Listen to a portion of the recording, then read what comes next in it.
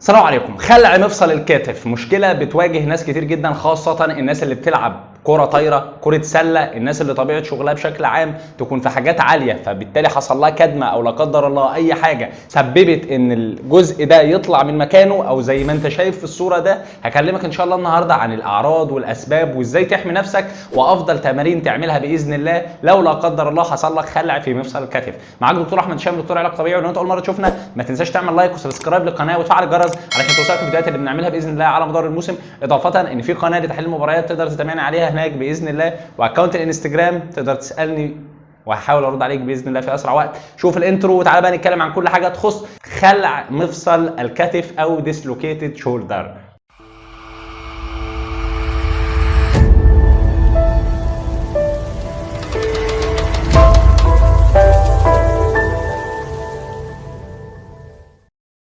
مبدئيا بالنسبه للاعراض، بتبدا تحس بتورم وكدمه والم في المنطقه الاماميه من الكتف او من الدراع، اضافه ان الكتف بيكون مشوه وخارج بالشكل اللي انت شايفه ده، اضافه الى عدم القدره على تحريك المفصل، وممكن يسبب لي الم وضعف في منطقه الكتف وفي العضلات القريبه منها زي الرقبه مثلا. طبعا لو بدات تحس بحاجه من الاعراض اللي انا قايلها لك دي بتتوجه على طول للرعايه الطبيه، ولكن في فتره ما قبل الذهاب للرعايه انت بتلعب كوره او بتلعب اي لعبه او في الشغل حتى وحصل لك الاصابه دي وشفت الاعراض دي، على طول بتلبس جبيره او بتثبت ايديك في الوضع ده لحد ما تروح للدكتور علشان يعمل الاشعه اللازمه ويشوف ايه اللي هيحصل. دي هي الاعراض، ايه الاسباب اللي ممكن تسبب لي المشكله.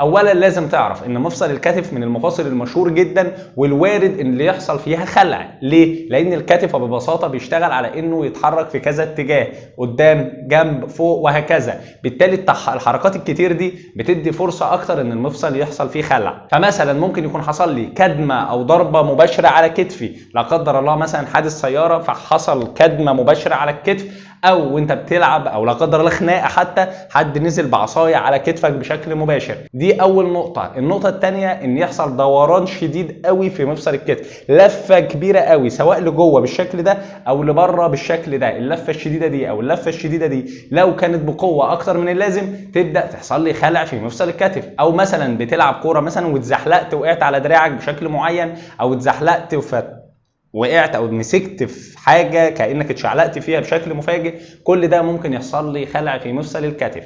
طيب ايه المضاعفات؟ اولا ممكن يحصل لي تمزق في العضلات وفي الاربطه والاوتار، اضافه الى تلف في الاعصاب والاوعيه الدمويه. كل ده ممكن يزود معايا ان يحصل لي ريكرنسي او تكرار لخلع الكتف. بتقابل ناس كتير جدا يقول لك انا اتخلع مفصل الكتف بتاعي مره وبقى كل فتره الاقيه بيتخلع، لدرجه انه ساعات بيتخلع وبرد انا بايدي. دي من المضاعفات اللي احنا ما نحبش نوصل لها. طيب ازاي احمي نفسي وايه اساليب العلاج؟ اولا تجنب انك تقع، فلو انت بتلعب او حاجه تجنب الوقعات الغلط. كده كده المدرب بتاعك بيشرح لك تقع ازاي. ولو هتلعب لعبه بدنيه فيها احتكاك فانت لازم تلبس اللبس اللازم علشان لما تيجي تقع اللبس ذات نفسه يحميك. في بعض الالعاب اللي فيها احتكاك بدني قوي جدا زي كره القدم الامريكيه مثلا، فانت يفضل تكون لابس اللبس الخاص بيها عشان تحمي نفسك. او اضافه انك تعمل تمارين تقويه مهمه علشان دراعك يكون قادر يحمي نفسه من لو لا قدر الله حصل له حركه مفاجاه او وقعت او اتخبطت فيه. اضافه ان لو حصل خلع ما تسيبش نفسك كده وخلاص، لا ده انت بيحصل دكتور البشري او دكتور العظام بيتدخل وبيعمل شغله، ولازم تتابع بجلسات علاج طبيعي. مش مجرد انك تسيب بقى وخلاص انا دراعي رجع لشكله الطبيعي، لا، لانه بيخلق مضاعفات تانية. دي طريقه ازاي احمي نفسي. ايه بقى سيناريوهات العلاج؟ مبدئيا بمجرد الاصابه دكتور العظام بيبدا يرد المفصل لمكانه. المفصل خرج فبيبدا يرجعه لمكانه، يا اما تحت جنرال انستيزيا او مخدر عام او مهدئ مثلا، او بتلبس جبيره للحفاظ عليه في وضعيه معينه. دي نقط اولى. اضافه انك بتبدا ترفع ايديك او تريح ايديك في سلنج او في جبيره بالشكل ده مثلا، وتبدا تستخدم كمادات ثلج وكمادات ميه سخنه. في اول يومين مثلا بتبدا تستخدم كمادات الثلج علشان تتخلص من الورم الموجود. الثلج 20 دقيقه بنفس الاسلوب اللي بنقوله 4 دقايق وتريح دقيقه، 4 دقايق وتريح دقيقه، 4 ودقيقه، 4 ودقيقه، مجموع 20 دقيقه. يومين عدوا، الورم بدا يهدى، نبدا نستخدم كمادات ميه سخنه بنستخدمها لمده 20 دقيقه قبل النوم، سواء بقى بتستخدم هوت باك، بتستخدم قربة ميه سخنه، ايا كان الحاجه اللي انت بتستخدمها. فدي كمادات ميه ساقعه وكمادات ميه سخنه. اضافه الى التمارين، تمارين بتعملها مع الجلسات ومع الكهرباء ومع ايا كان الاسلوب اللي هيستخدمه، وهوم بروجرام. التمارين هنا دي هوم بروجرام تعملها في البيت.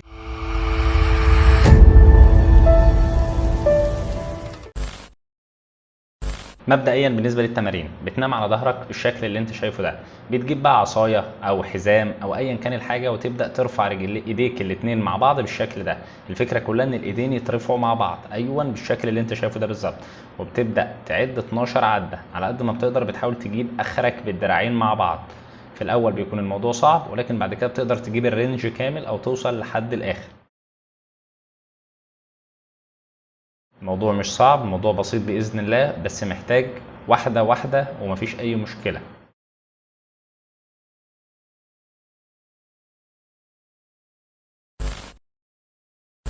بالنسبة للتمرين اللي بعد كده، بيكون معاك وزن، طبعا ده 10 كيلو، تقيل شوية مفيش مشكلة على أيا كان الوزن.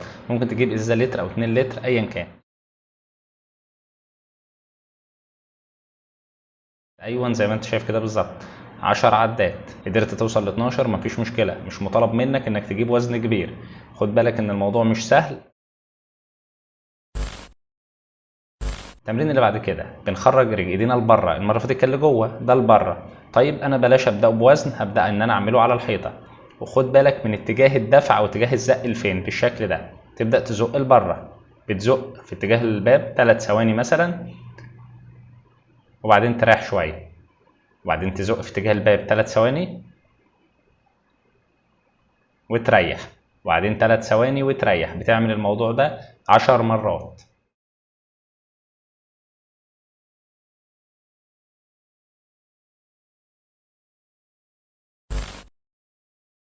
بالنسبه للتمرين اللي بعد كده، ايدي كلها هي اللي بتخرج لبره. ركز، مش ده، مش اللي فات، لا الايد كلها. فانت بتزق في اتجاه الباب بالشكل ده، وبتثبت برضو 3 ثواني وتريح شويه، تريح 3 ثواني وتريح، وهكذا.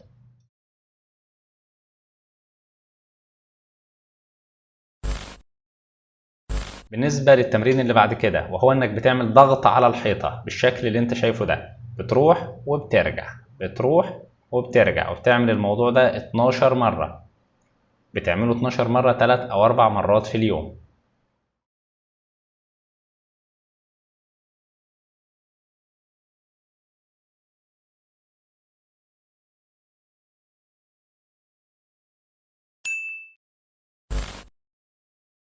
لازم تعرف ان التمارين دي زي ما انا قلت لك لا تغنيك عن الكشف وعلى معرفه المشكله وعلى انك تعمل التمارين اللي الدكتور بيوصفها لك، دكتور العلاج الطبيعي. دي تمارين تعملها في البيت، دي اول نقطه. طيب انا عملت كل ده ورغم كل ده مفيش نتيجه، الدنيا مفيش تحسن خالص، ساعتها بنلجأ للجراحه وهي الحل الاخير.